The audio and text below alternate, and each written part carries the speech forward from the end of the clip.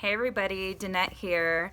It's actually Thanksgiving Day, so happy Thanksgiving to you and your families. I hope you're having an awesome day. I'm sitting right in front of a window watching it snow. We're in Big Bear, California. Fabulous time. The kids went sledding this morning. We cooked. We already ate.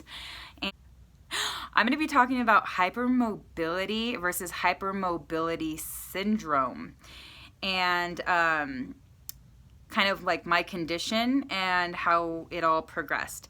So I was born with hypermobility or hypermobile joints. It is something you're born with. I always had the stretchy skin. I had the party tricks, like I was the one who could do the splits, the back bends.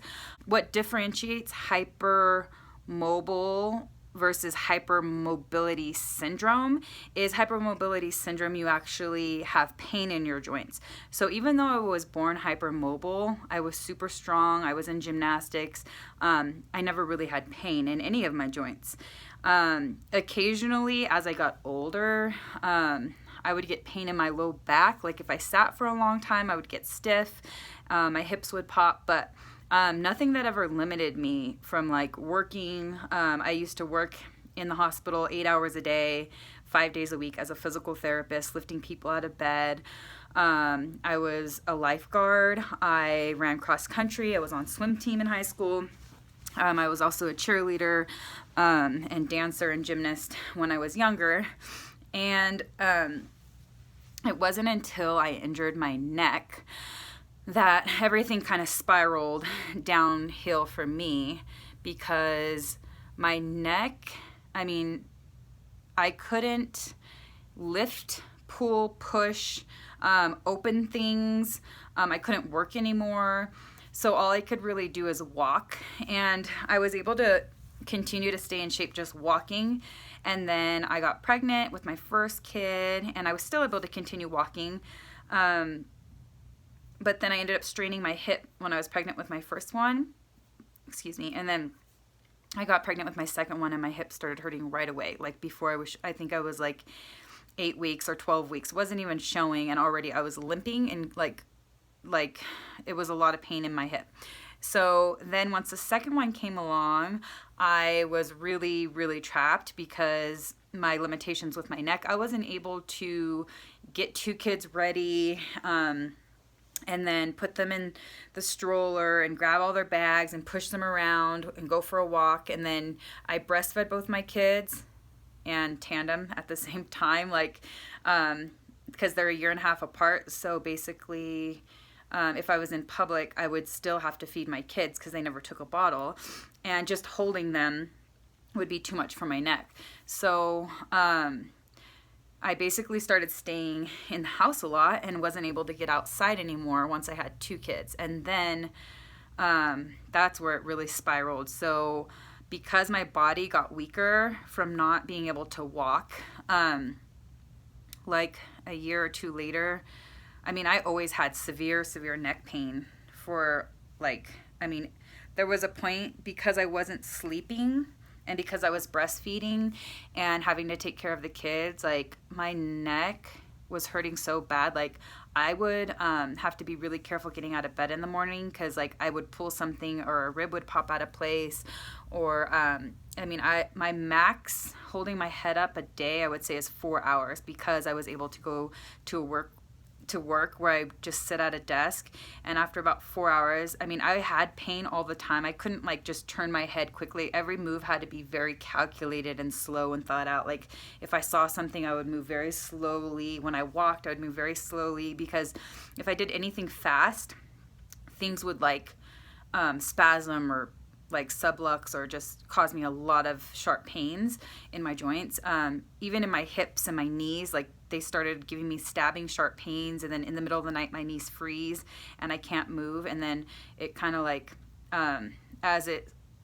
the pain slowly goes down, or I slowly move, it kind of releases. So that's what differentiates hypermobility syndrome from just hypermobility. And then so my neck kind of spiraled into, you know, being limited and then getting in a really bad situation, which nobody really understood. My family, my husband, he's a physical therapist also, and nobody really understood how bad my situation was. Like, before I got my treatments, there was a time where I just thought, like, I just can't live like this anymore. I could barely walk. I would go outside without the kids and go for a walk, and then I would get like super short of breath. And it's not, I thought it was just because I was out of shape, but now I'm learning more about like the autonomic system, and I think it might be more related to that. It's just my body feels like it's caving in because of the pain, and I could feel the weakness, and then my heart starts beating really fast and I get short of breath and I feel like I'm gonna faint. It's not just like I ran a mile, I'm tired. It's like I need to sit down, I'm gonna pass out kind of thing, which I'm learning a lot about, and it's very interesting. And just so as a physical therapist and hypermobility syndrome patient myself, I am very passionate about spreading awareness, and especially to just medical professionals, because I've been to a lot of doctors, and being a part of the community now, like a support network. I have on Instagram and Facebook, I have connected with a lot of people that have a similar condition, and pretty much we all are thought to have like some kind of mental illness. Like, they literally think we're making up this pain and it's in our head, and because your MRI will come out negative, your x-ray will come out negative. They look at you, I mean, you can't tell by looking at me anything's wrong. I can lift my hands up once, no problem, but if you have me do it 10 times, then I'm gonna have a problem. Like, I couldn't do laundry, I couldn't wash dishes. Cooking's really hard, looking down, chopping, driving, I mean, any little thing. So I'm extremely passionate about this subject, so I plan on doing more videos basically on my condition, all the things I've tried that did help, things that I've tried that didn't help, and that'll be for the next video. Thanks for watching. Please subscribe if you want to find out more about my condition, treatments that I've tried, what has helped. I'm definitely in a much better place today than I was over a year ago. I couldn't plan things, and now I am getting a little piece of my life back. So subscribe and find out more next time.